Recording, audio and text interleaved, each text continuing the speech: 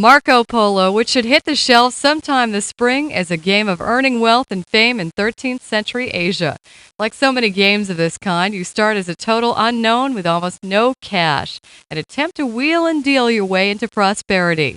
This preview is based on an unfinished version of the game, so keep in mind that some features may change. The game world is basically broken up into cities. In each city, there is a marketplace, a caravan camp, and an encounter. Your first stop will usually be to check out the encounter, which will either give you some info or present you with a mission. Accomplishing missions gains you the fame you need in order to get a good score.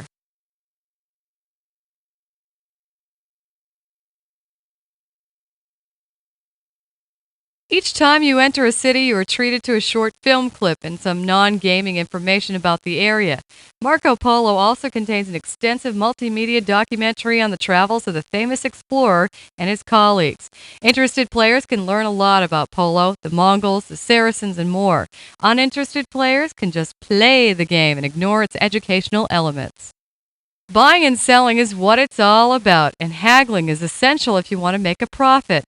The sequence basically goes like this. The merchant offers you a price, you offer a counter price, and he offers his new price, and so on. He'll come down 3 times, stand firm.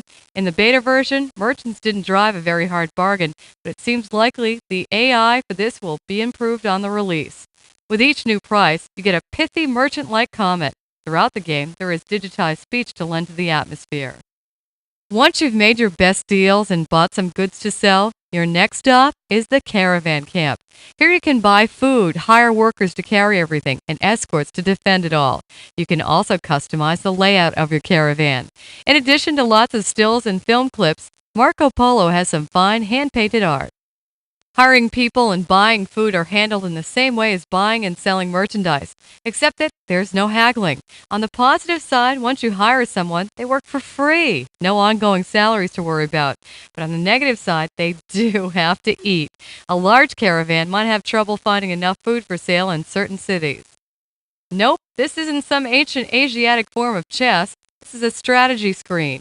On it, you set up your caravan to provide the strongest possible defense. Put your carriers in the center and your escorts out on the perimeter. In this beta version of the game, this is the only control you have over battles, but we anticipate that the finished version will give us a bit more influence.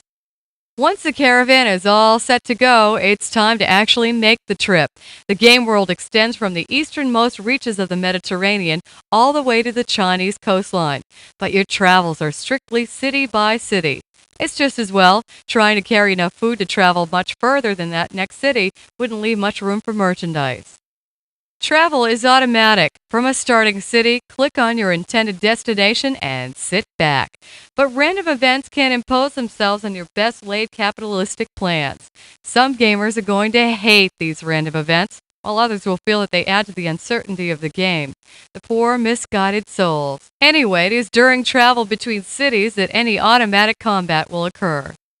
Marco Polo will accommodate up to 4 players at a single computer. The game will ship on CD-ROM and be filled to the brim with full-motion video clips, digitized stills from the Marco Polo TV series, and lots of digitized speech. The game is based firmly in history, and you'll actually learn a lot about the times by playing it.